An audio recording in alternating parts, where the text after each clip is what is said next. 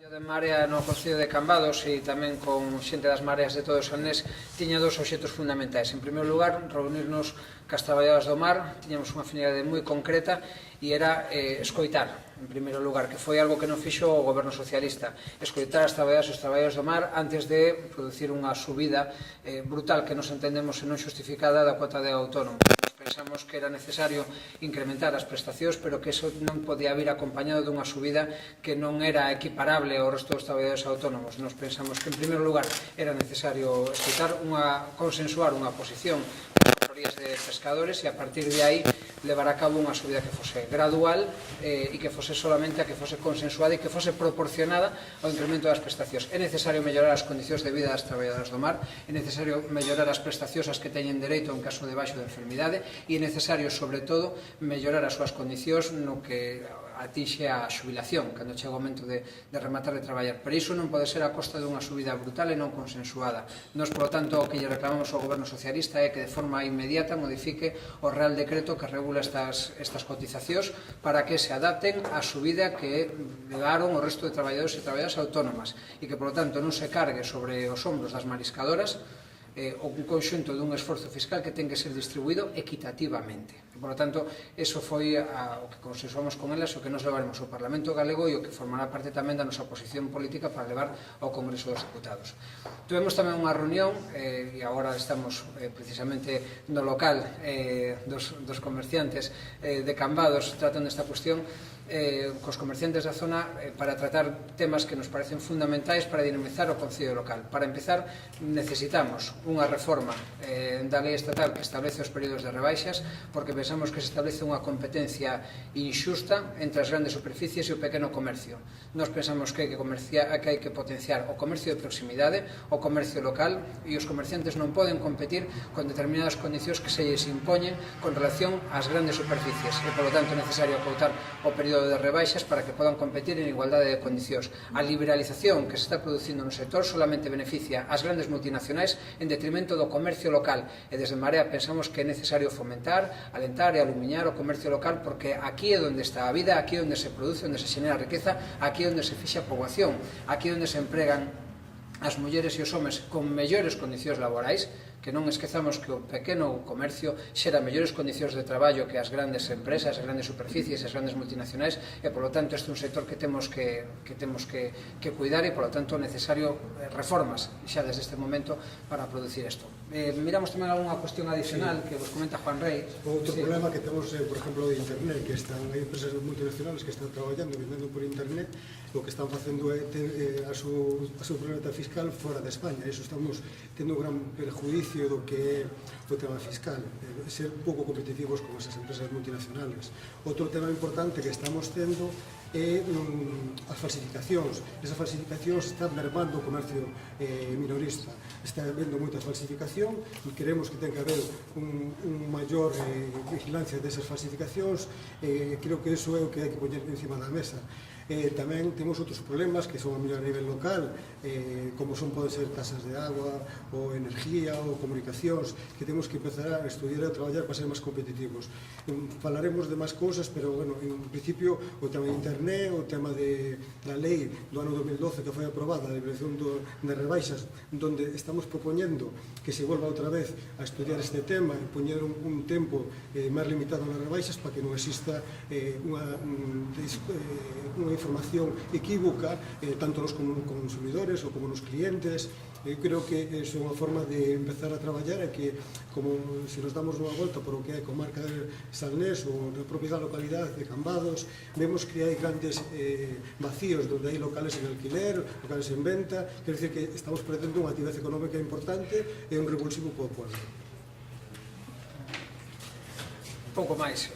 Había outra cuestión que se me queda antes por comentar. Hoxe, como sabedes, é 15 de marzo, existe unha grande movilización estudiantil, sobre todo, que protagoniza a xente moza en defensa do medio ambiente e contra o cambio climático. Desde Marea queremos sumarnos ás súas reivindicacións.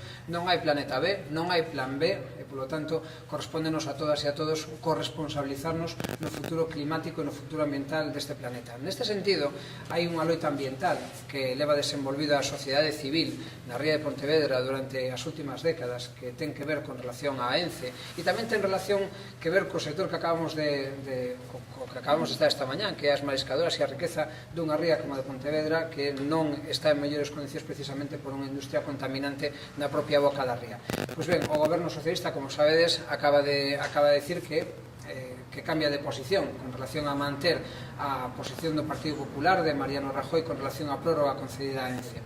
Nos celebramos que agora, en vísperas das eleccións, o Partido Socialista se veña unha posición que xa foi defendida por En Marea no primeiro momento no que o goberno de Mariano Rajoy decidiu conceder a prórroga. Incluso desde o punto de vista xurídico nos dixemos que esa prórroga non estaba xustificada, que se facía en fraude de lei e que, polo tanto, debía ser impugnada xudicialmente. Nos celebramos que agora o goberno diga que se aparta nese procedimento xudicial de defender a posición de Mariano Rajoy, pero nos vamos máis alá e decimos o goberno pode ir a unha declaración dunha revisión de oficio da propia autorización concedida porque entendemos que é nula de pleno dereito. Se é nula de pleno dereito, pode ser anulada por parte da propia administración que a aprobou e, polo tanto, poderín ir a un procedimento autónomo e declarado nulo de pleno dereito, polo tanto, deixela sin efecto. Polo tanto, lle pedimos ao goberno do Partido Socialista que non se escude en mecanismos xudiciais e que, polo tanto, tome a decisión de derrogar inmediatamente esa prórroga mediante unha declaración de nulidade de pleno dereito que pode facer neste momento. Unha cuestión, hoxe remata o prazo para a inscripción das formacións para de cara ás vindeiras eleccións.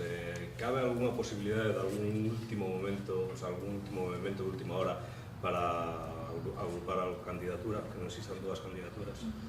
Se está referindo a En Marea, desde logo, leva preparado ao longo de todas estas semanas un proceso interno no que se pudo postular quen quixo e como consecuencia dese proceso interno celebramos unhas primarias e proclamamos unha candidatura de forma definitiva e mañán presentaremosla na cidade da Coruña.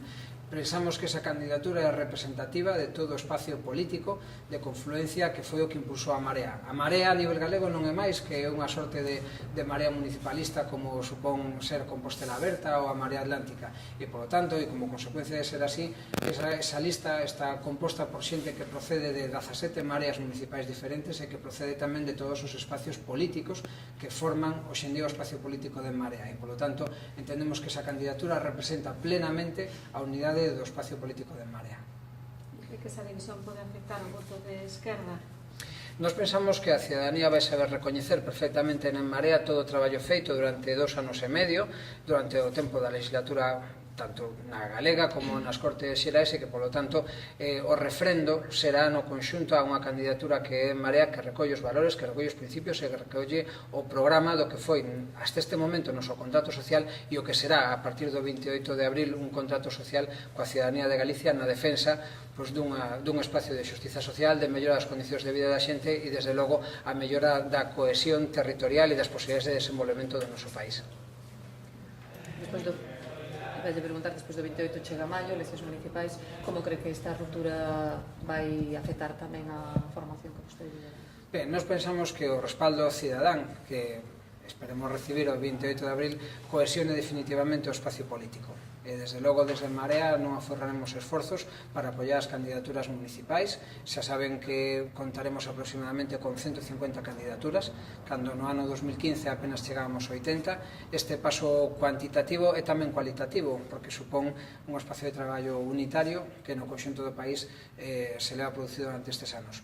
Quero chamar a atención en que non hai tal ruptura, sino que hai simplemente o abandono do barco por parte duns poucos cando o espacio común é o espacio creado polo acervo tanto das bases militantes dos distintos partidos políticos como as mareas municipalistas. Por lo tanto, o proxecto común existe, o proxecto aberto, un proxecto no que calquera puido candidatarse, calquera de vostedes poderon participar no proceso de primarias, primeiro escribíndose hasta o día 28 de febreiro, despois candidatándose e agora sendo escollidos e escollidas en primarias. Por lo tanto, un proceso aberto, democrático, horizontal, herdeiro do 15M, que nos sempre nos reclamamos, ante esa idea de satisfacción coa política. Agora as mariscadoras non nos viñan dicindo, é que non nos sentíamos a gusto representadas por uns partidos políticos que non miraban por nós. Ben, nós viñemos aquí ca intención de facer as cousas de outra maneira e facer as cousas de outra maneira significaba, entre outras cousas, alimentar candidaturas, primarias e programas que fosen participados por todo o mundo. Nós vamos a seguir avanzando e a seguir traballando nesa liña. Non pode haber acordos de despacho que deixen en papel mollado o que decidiron as persoas inscritas, porque para a nosa democracia é a claridade e a transparencia, non? E, por lo tanto, nesa clave seguiremos traballando a partir do 28 de abril. Teño que preguntarle por esa proposta ou esa petición do presidente da Xunta de revertir ese superávit en gasto social, que lle parece? Ben, a imposibilidade de revertir agora mesmo o superávit en gasto social ven ocasionado polas políticas de Mariano Rajoy. No ámbito municipal foi a Lei Montoro a que nos impediu que no caso de superávit pudésemos investilo en xustiza social, que era o que nos gustaría estar facendo. E concellos como de Cambados, hoxe en día, non poden facer un maior esforzo de investimento precisamente pola Lei Montoro, que aprobou o Partido Popular. A nivel xeral, tamén foi o goberno de Mariano Rajoy o que impediu facer políticas que pudesen manexar ese superávit para dedicarlo a políticas sociais. Quero recordar, ademais, que o ano pasado o Partido Popular no Consello de Política Fiscal votou en contra da posibilidade de incrementar o teito de gasto, que teria permitido dispoñer, no caso de Galicia, prácticamente 180 millóns de euros máis para dedicar a políticas sanitarias a políticas de cohesión social. Por lo tanto, o que vemos agora no goberno nesa iniciativa de Feijóo é pura propaganda de algo que non se fixo cando xa se podía facer. Feijóo tiña a oportunidade de terlle dito no seu día a Mariano Rajoy: señor Rajoy, cambie vostede isto, e non o fixo. Por qué? Pois porque actuaba como un simple delegado do goberno dun goberno ao que estaba ao seu servicio. Agora ven con unha cuestión que é meramente oportunista, no momento que sabe que xa non se vai poder facer porque estamos ca legislatura esgotada, e nós compartindo ese desexo xa o compartíamos fai 8 meses e fai 12 meses cando levamos ao Parlamento e o propio Núñez Feijóo votou en contra. Logo, ten que ser Núñez Feijóo agora o que explique o cambio de criterio, porque nós estuvemos na mesma posición. Queremos que os concellos podan facer políticas de investimento social, por lo tanto, derogación da Lei Montoro, e queremos que se poda investir tamén o superávit que hai a nivel galego. Por lo tanto, necesitamos e queríamos un voto positivo no Consello de Política Fiscal. E, por lo tanto, nos parece que é unha posición meramente oportunista, propagandística, e cando hubo posibilidade real non se fixo porque non se quería. E eu penso que agora Núñez Feijóo tampouco quere realmente. Sí, eu quería saber que lle parece a exigencia da cartilla de vacinación para os nenos que teñan que estar matriculados nas escolas públicas infantis de Galicia.